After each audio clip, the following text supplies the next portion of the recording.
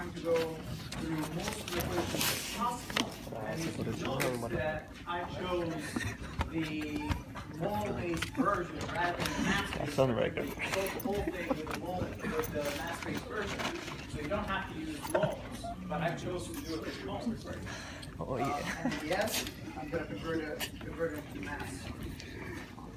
So anyway, we got our total volume, the ideal gas law equation, total volume. Then we use First law, and we outline the difference in energy. And from the difference in energy, we're able to outline the difference in temperature, where we get a final temperature. We solve for the temperature. We already know our CDs. We got the temperatures. Once we got the temperatures, we can go and substitute back and get the volume, because that's the one thing that we were missing here. And we got the total pressure. And that's, I believe, yeah. So that's where we ended up last time. Any questions as far as the example? We have to get entropy generation right now. Okay, so that's where we stop. But do people look at this after class?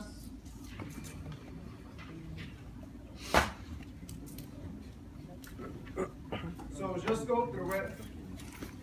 But let me start doing the entropy generation. So we need to, as we talked last time, you're mixing the two gases together, whether they're at the same temperature or not, they're infused together. You have to do work to separate them. So there has to be entropy generation, energy losses primarily. And so to compute the entropy generation,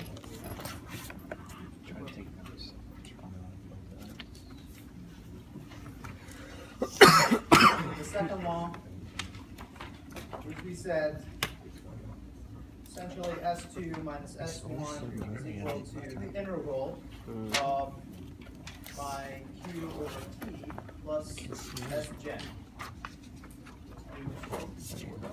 So, do I have heat transfer across this system? No, the reservoir was insulated, so accordingly, this is equals to 0, adiabatic.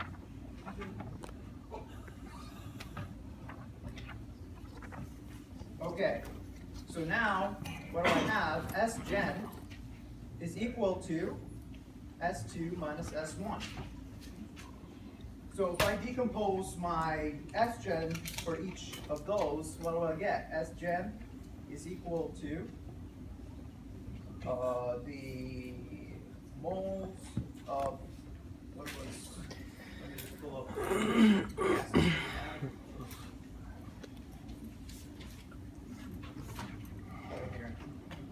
We had CO2 and hydrogen. Number of moles for CO2 multiplied by delta S gen for CO2. Now we said last time, let's keep, if we're dealing with the mole-based units, let's try to keep it in terms of an overbar like this so we can differentiate between the moles versus the mass. Plus N hydrogen, delta S of hydrogen. So all I did was just take this and saying, well, this is really delta S, but I have two gases that I have to deal with, and they were at initial stage entropy 1, and they moved to entropy 2. So from there, I could say ds from our equations that we drove last time is equal to Cp natural log of T over T1 minus universal gas constant multiplied by the natural log of T over P1. So this is one of the equations that we used in the past. So this is the equation that I could get S gen with. Let's make this 1. And this is just one of the equations we created in the past, which essentially outlines the difference in entropy.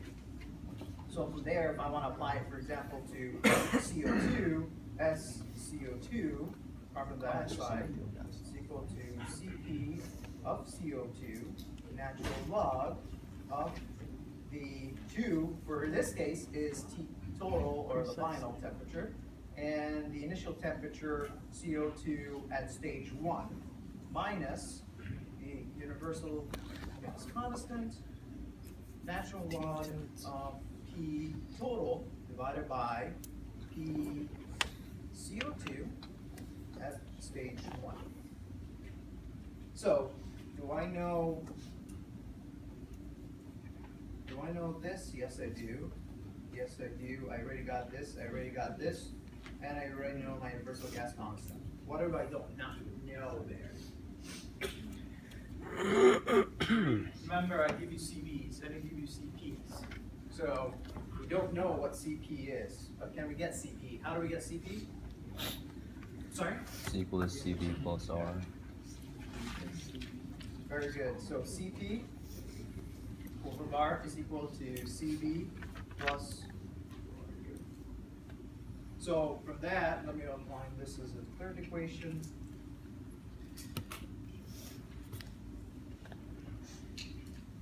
So we needed this one as well. So this is equation 2. This is equation 3. So I needed delta entropy, substitute in this equation to get Sgen, and I need CP here to solve for delta entropy, and I already got this equation to get CPs. So same principle I need to apply for my hydrogen.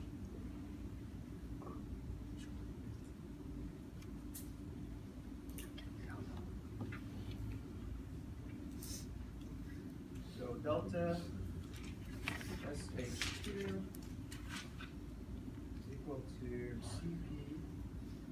CpH2 natural log of T total over TH2 1 minus RU natural log T total over PH2 1. So that's equation 4. It's the same exact equation as we said before.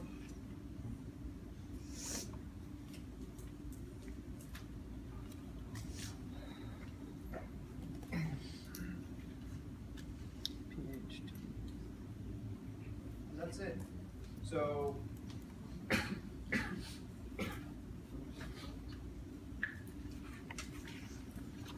take how many equations I have? 4 equations and 4 unknowns.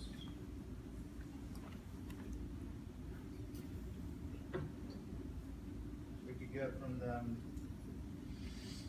delta SCO2. Get delta SH2, and from that we can get S generated. So computed S generated for you, Sgen is equal to 50.43 kilojoules per Kelvin. And this is entropy produced by mixing.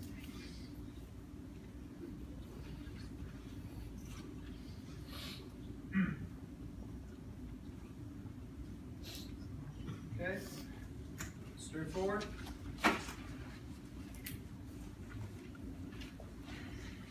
Just lumping in the equations together and substituting values, and what this represents is the energy that I kind of lost by mixing these two gases together. And as I said before, even if you keep them at the same temperature, you're still going to have an issue of the work that you need to do in order to separate them, even by simply creating a temperature gradient to separate them. In this case, they're at different temperatures. Very good question. What was our R bar value? The R value.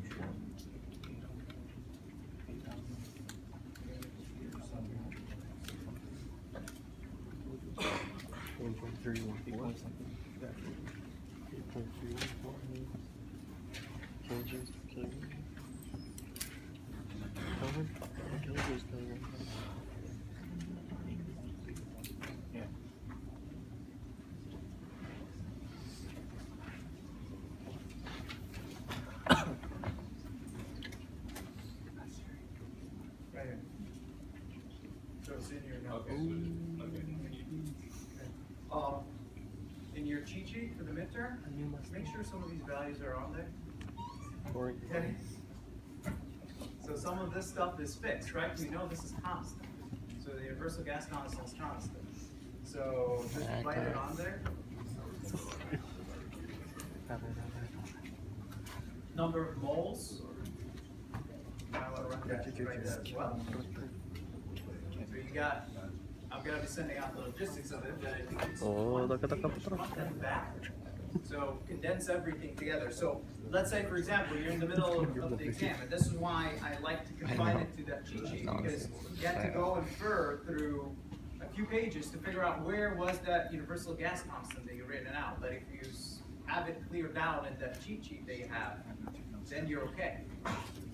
You just through it. Question. I was just wondering how you convert this generated to multiply by the final temperature.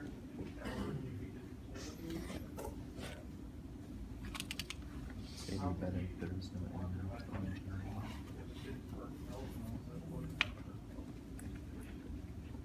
Well, entropy is in terms of Q over T. Right? So, I'm not sure I understand the question. You're saying that you lost some energy before the entropy. Yes. How could we quantify that? Right there. Right? That is the unit of entropy. Right?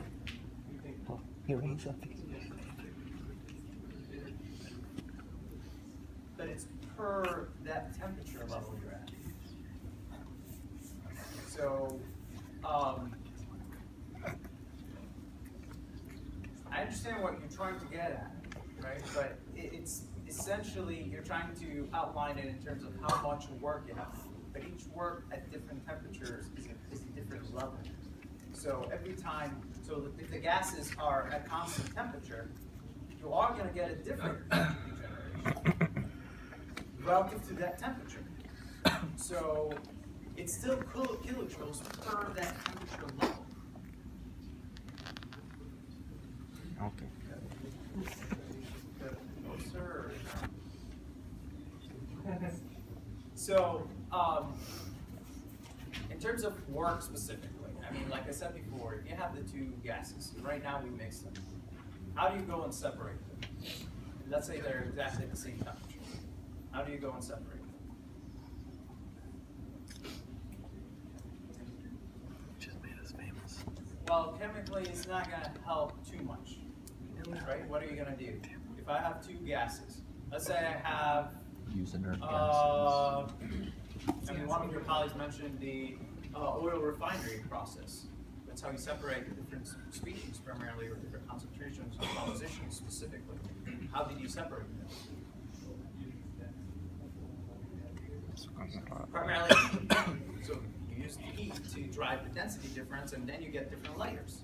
So if I want to do this and separate, assuming that the temperatures are the same, because it's easier to visualize them when the temperatures are the same, because it will be harder to separate them at the temperatures that we put in, right? So this is actually very easy to visualize. If you have this, these two at two different temperatures, and I already mixed them, and I want to diffuse them again. How do I go and do this? Well, I have to apply some kind of heat, which is in terms of kilojoules, at whatever temperature that mixture is at. Because at different temperatures, the mixture is going to behave differently. I might need higher energy. That's why temperature scaling plays a role. So let's assume this is gas. What if it is liquid? Two oil composition concentrations, and I need to separate them. How do I do this? Well, it's a different heat level. So then if you apply heat, like you just said, to different densities, you're going to separate the mixtures, and then you're going to do some kind of work, suction to separate them completely. You're going to have some losses of some interface between the two that is somewhat of a undefined gas, because it's still whatever concentration of hydrogen and CO2 in between. If you say, well, hydrogen is lighter than CO2, well, if I heat it, then I can keep hydrogen up and CO2 down, and then I got a layer, but that layer is not going to be perfectly flat. It's going to diffuse a little bit. But if I apply some kind of tubing here and tubing here, just suction into a tank, then I could separate them, and at some point, that diffused layer, I'm gonna say, no, now I'm starting to get different concentrations, I'll stop right there. So whatever mixture that I have, I kind of lost. That's one. Now, the work that I've done by adding heat to separate them, so that's or energy primarily. So there's that. And then, on top of that, if I'm trying to do this, I have to do work to get it back to the same temperature levels and pressure levels, right? So for each gas, I have to do some kind of work. So pressure means I have to put in a compressor, compress it to a certain level. For temperature, well, I gotta heat each one individually to get it to that stage. So I guess your question was, well, I want to quantify the energy to separate them again. So all this systematic process that I just mentioned will get you that energy. And that's what you're trying to quantify as kilojoules only, right? So that's essentially what you get as just quantified kilojoules. The heat that you use to separate them, the work that you use to apply the suction in terms of kilojoules, and then from there you have to heat up and pressurize each one individually to get them to that same value. So that will be the total kilojoules that you needed. Now every process is different because you can do it very efficient, or you could do it with a very low efficiency that uses higher, more work. Like the process that I mentioned might not be the perfect process to get it back to that stage. But the ideal process is the S-gen process. But can you get it in real life? No, there's an efficiency loss. So it's a very good question that you pointed out. But I think now we're getting away from both of them. But yeah, good question. Any further questions? We're good? So let's get the molar mass. I think that was the last thing we needed there.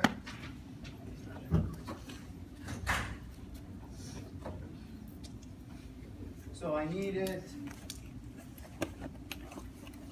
the molar mass, and from the equation that I have for this, I chose to use moles-based units. So I could say, well, it's a summation of my mole fraction multiplied by my molar mass for each. Now, I've got my, oh, sorry.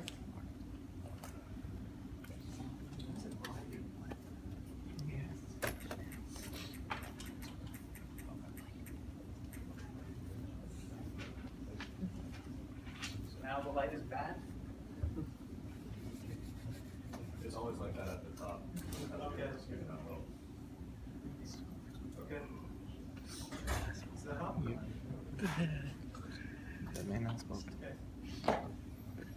So I've got my mole fraction, which is equal to NCO2 divided by N total. We already said N total is just some number of moles.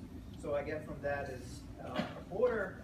And for hydrogen, I get N hydrogen over N total, and I get from that the 3/4.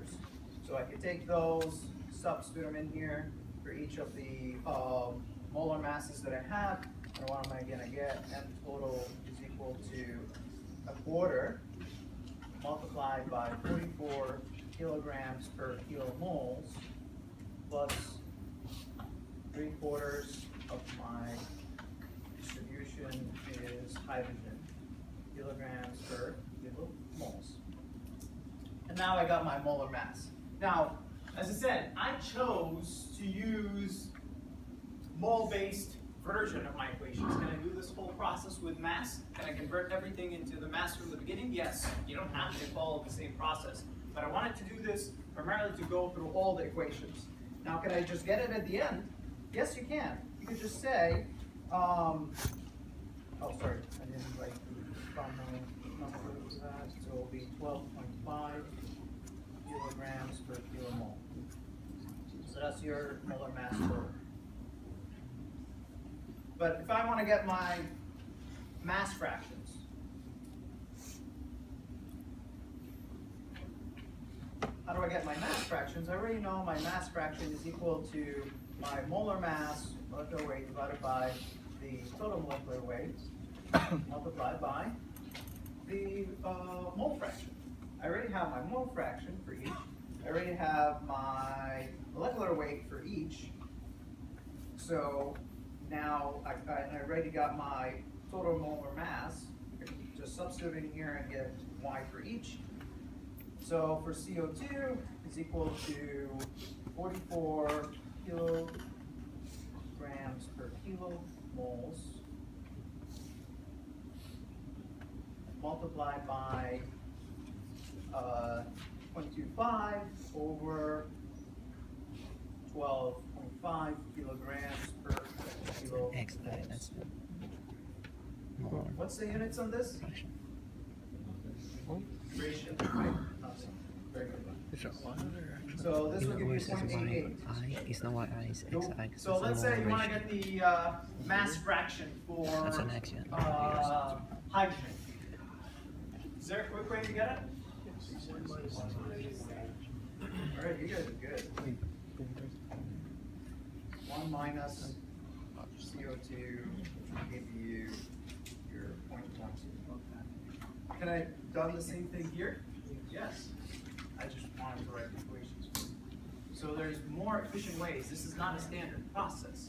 I just wanted to have as much equations as I can going over this example problem. But here you could have said the same thing. H2O is equal to 1 But that's minus only with 2. You can do that with. you only have You can do gases that there. also with 3, but you have So it's whatever two you don't again have here. hydrogen Yeah. becomes your CO2. You don't have CO2, you have hydrogen. Anyway, any questions on this? It's good? So for homework 2, I have you do a few of these that you practice them very well. This is non-reacting mixtures. So we're going to be running reacting mixtures. So it's very important. This is like our ABCs, essentially. So it's very, very straightforward. Later on, we have to deal with heat of formation and we have to evaluate the Q. So it's very important that this is like sort of automatic for you. So hopefully through homework number 2, you get that practice at least.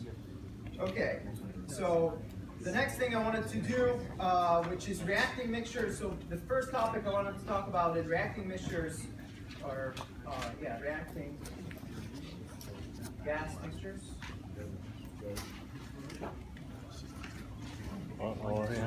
Now this is in Hill's book, chapter 2.4. Try to look for it in the book. Again, Hill's, or the book that we're using in general, assumes that you're already proficient in gas dynamics or high-speed aero and thermodynamics. So it doesn't get into the details of it. You'll find that I'm giving you a lot more detailed equations and reviewing it just to make sure we're all on the same page